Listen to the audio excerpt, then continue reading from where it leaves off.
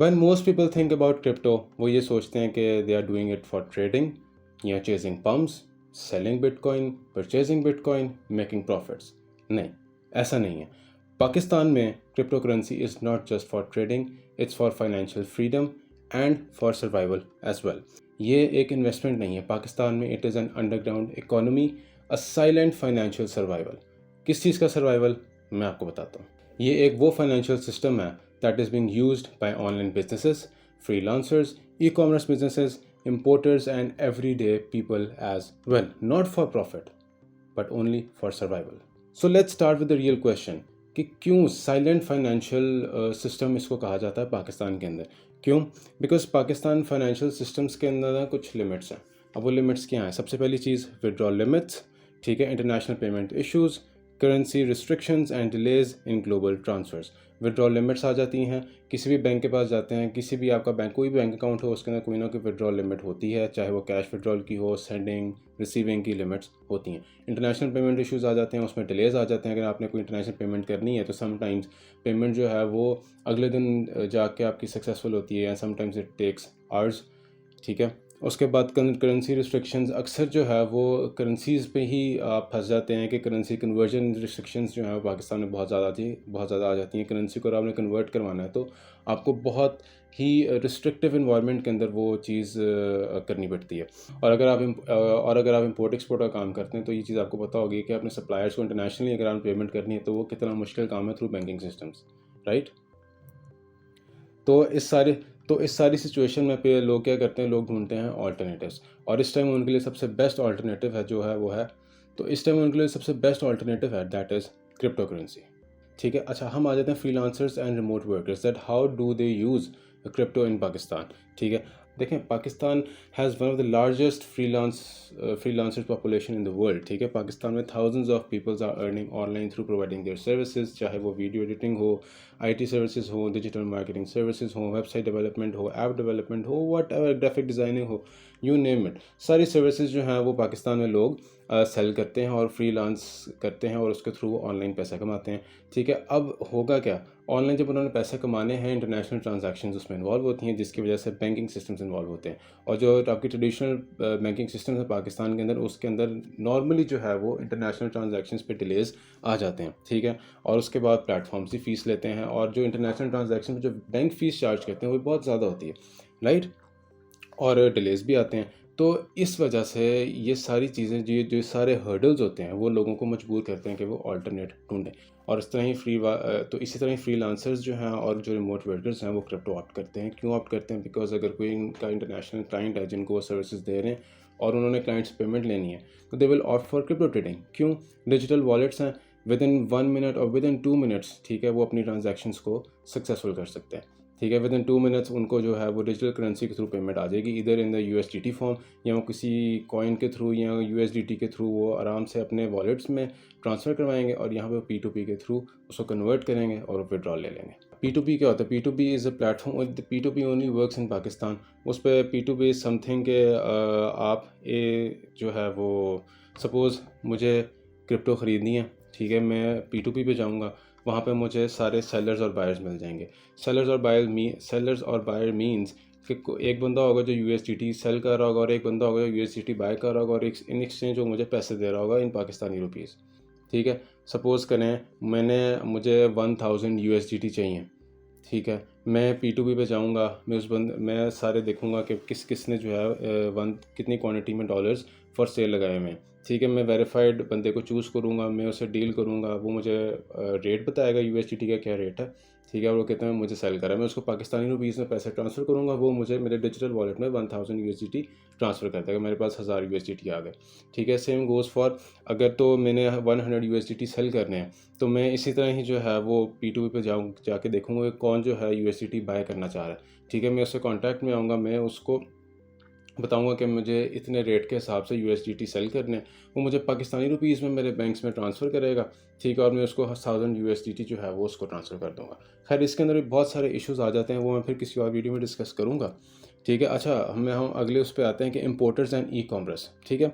अब देखें, जो जितने भी मीडियम स्केल्ड बिजनेसेस हैं या हाई स्केल बिजनेसेस हैं वो सारे पाकिस्तान के अंदर they mostly import from China, they mostly import from Dubai, ठीक है, and more other countries, Turkey हो गया, यूएई एंड समथिंग, ठीक है।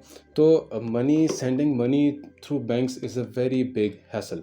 जो लोग इंपोर्टर्स हैं पाकिस्तान में, जो चाइना से इंपोर्ट करते हैं या और अदर कंट्रीज से इंपोर्ट करते हैं और ज़्यादा पेमेंट्स में करते हैं, तो ये इस चीज़ को वो लोग इस चीज़ को समझेंगे कि जब उन्होंने इस तरह की बड़ी पेमेंट्स करनी होती हैं तो कितनी ज़्यादा हैसल से गुजरना पड़ता है उन पेमेंट्स के लिए, ठीक है।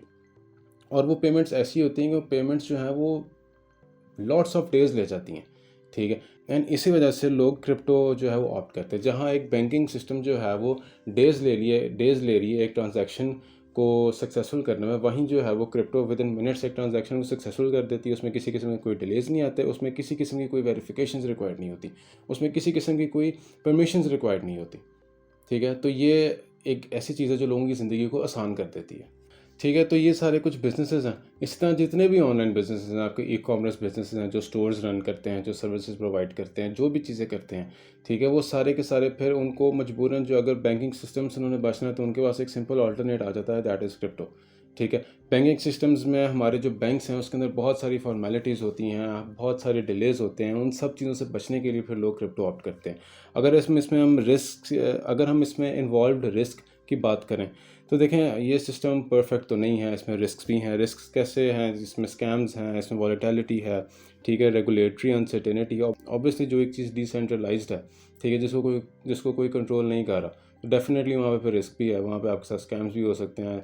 सपोज़ करें कि अगर आप किसी से डिजिटल वॉलेट्स में अपनी करेंसीज ट्रांसफ़र करवा रहे हैं, ठीक है, हो सकता है कि वो एक स्कैम वॉलेट से आपको भेजते हैं, ठीक है, उसके बाद आप जो वॉलेट यूज़ कर रहे हैं that wallet might also be A scam, ठीक है। जो वॉलेट लेजर आप यूज़ कर रहे हैं, हो सकता है कि वो कंपनी जो है बाद में बंद हो जाए, तो वो वॉलेट आपका फ्रीज़ हो जाएगा।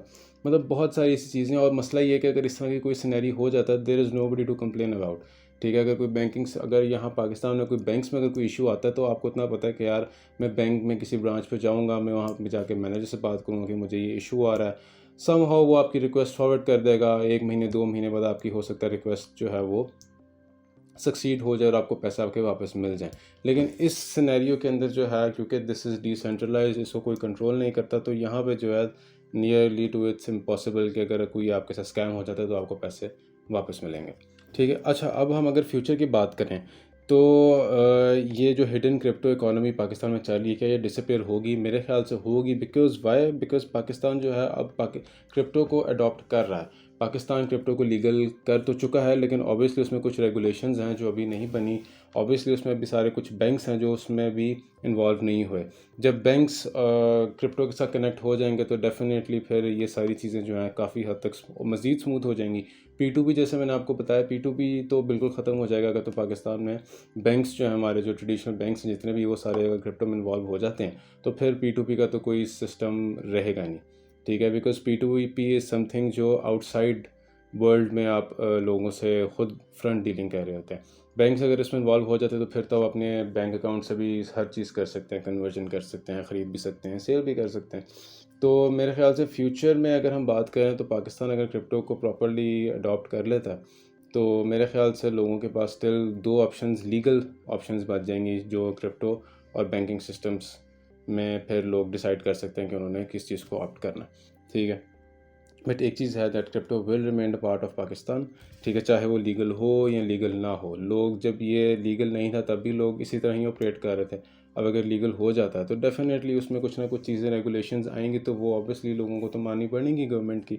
उसमें कुछ टैक्सेस भी लगेंगे तो वो लोगों को पे करने पड़ेंगे।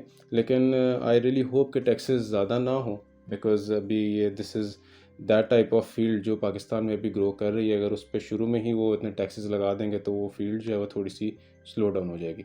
तो अगर एक फील्ड अच्छे ग्रो कर रही है तो उसको थोड़े से ज़रा लेस टैक्सेस उस पर लगाने चाहिए ताकि फील्ड मज़ीद ग्रो करे।